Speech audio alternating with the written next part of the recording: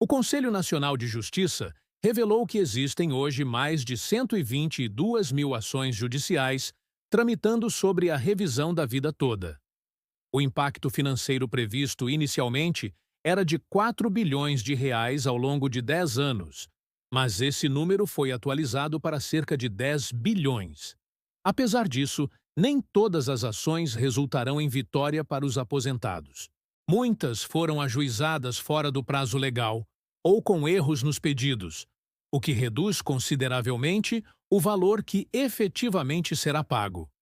Mesmo que o custo total estimado esteja na casa dos 10 bilhões, é muito provável que apenas uma parte seja efetivamente reconhecida e paga. Se você assistiu até aqui, comente a frase "Revisão da vida toda já". Assim saberemos quem realmente quer entender os seus direitos até o fim. Essa participação ajuda muito a manter o debate ativo e pressionar por soluções concretas. O julgamento final da revisão da vida toda está marcado para o dia 28 de maio. A expectativa é enorme, especialmente após a divulgação desses novos dados pelo CNJ. Mas o que realmente pode mudar com essas informações? Para entender isso, é preciso lembrar que o Supremo Tribunal Federal já tem acesso a um estudo econômico detalhado com mais de 100 mil simulações. Esse levantamento foi realizado para mostrar que o impacto orçamentário é pagável. Mesmo assim, os ministros não se manifestaram sobre ele publicamente. A decisão final dependerá, em grande parte, do relator do caso, o ministro Alexandre de Moraes. Ele tem papel fundamental no julgamento do tema 112, e suas mudanças de postura recentes vêm preocupando os aposentados.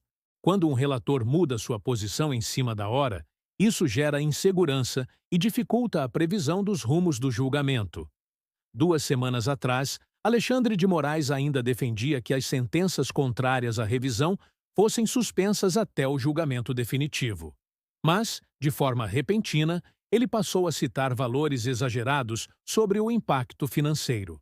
Isso sinaliza um possível recuo, motivado talvez por pressões internas ou políticas.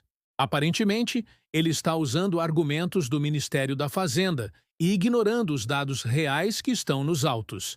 Isso causa insegurança jurídica, porque o STF deveria julgar com base em fatos, não em estimativas exageradas. E mais, um julgamento tão importante não pode ser guiado por números inflados que não condizem com a realidade econômica. Há ainda a esperança de que algum ministro leve em conta o novo despacho do CNJ, que mostra que o impacto real é de 10 bilhões, não de 500 bilhões, como chegou a dizer o ministro Dias Toffoli. Essa discrepância entre os dados oficiais e as estimativas alarmistas precisa ser corrigida no momento da decisão. Esses 10 bilhões, mesmo sendo um valor alto, são plenamente pagáveis se diluídos ao longo de anos, como costuma ocorrer nesses casos. Além disso, não será o valor total para todos, pois boa parte das ações será indeferida por questões processuais. Isso é algo natural em qualquer processo judicial em massa. Ainda que o número de processos tenha crescido, é preciso diferenciar os casos com direito real de revisão daqueles que não têm fundamento legal.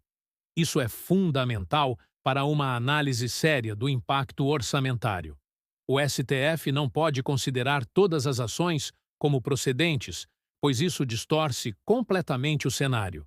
A decisão do STF também pode passar por uma modulação dos efeitos, ou seja, limitar os benefícios apenas para quem já entrou com a ação antes do julgamento, reduzindo ainda mais os impactos. Essa é uma estratégia comum usada pelo tribunal para equilibrar justiça e sustentabilidade orçamentária. Nesse sentido, o CNJ fez sua parte ao apresentar dados concretos.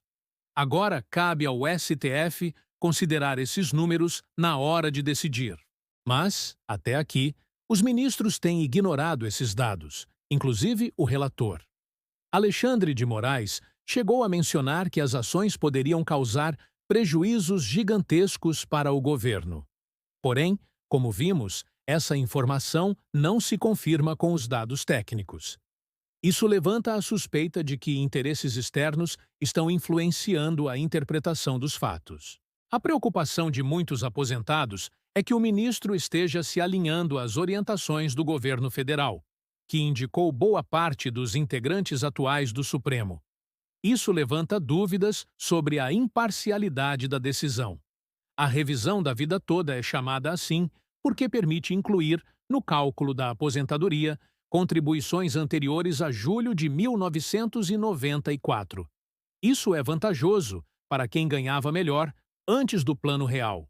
Sem essa revisão, muitos aposentados recebem menos do que deveriam. Por isso, essa é considerada a causa da vida para milhares de brasileiros que dedicaram décadas ao trabalho e agora lutam por um benefício justo. Mas é preciso estar atento. Muitas dessas ações foram feitas de forma incorreta, fora do prazo ou sem apresentar os cálculos corretos. Isso pode fazer com que o direito à revisão seja negado, mesmo que a tese seja aprovada. Outro ponto crítico é o prazo decadencial. Quem se aposentou há mais de 10 anos e entrou com a ação, teve o prazo interrompido. Mas, se a decisão for desfavorável, o prazo volta a correr e pode ser perdido para sempre. Por isso, muitos advogados recomendam que os aposentados também avaliem outra possibilidade: a revisão pelo direito adquirido. Essa opção não depende da decisão do STF e pode ser feita paralelamente.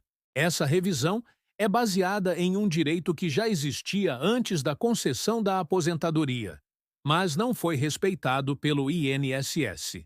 Ela deve ser feita com cálculos especializados para comprovar que o valor deveria ser maior.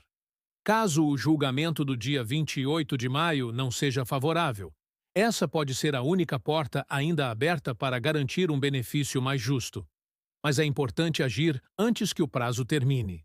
Há também quem acredite que, se houver alguma reunião entre os ministros nos próximos dias, possa haver uma reavaliação. Mas até agora não há nenhum indicativo público de que isso está acontecendo. Ministros como Edson Fachin, Carmen Lúcia e André Mendonça poderiam, em tese, pedir vista do processo e adiar a decisão. Mas, considerando a proximidade da data, isso parece pouco provável neste momento. A ministra Rosa Weber, que votou favoravelmente aos aposentados, já se aposentou e não estará presente no julgamento. Seu voto permanece, mas não terá peso adicional no momento da decisão. Portanto, a realidade é que tudo depende agora da postura do relator Alexandre de Moraes. Ele é quem dará o tom inicial da decisão. Se ele optar por ignorar os dados do CNJ, a chance de vitória diminui. Mesmo assim, a divulgação dos dados oficiais foi um passo importante. Isso elimina os argumentos fantasiosos de que a revisão custaria centenas de bilhões e mostra que é possível respeitar os direitos dos aposentados. Neste cenário, o mais sensato é acompanhar de perto o julgamento e, paralelamente, buscar outras formas de garantir seus direitos, como a revisão pelo direito adquirido. Afinal, cada dia de espera pode significar a perda definitiva de um direito que você conquistou ao longo de toda uma vida de trabalho. Caso você tenha dúvidas, o ideal é consultar um advogado especialista para fazer uma análise individual do seu caso. Nem todas as pessoas têm direito, mas quem tem não pode perder essa oportunidade.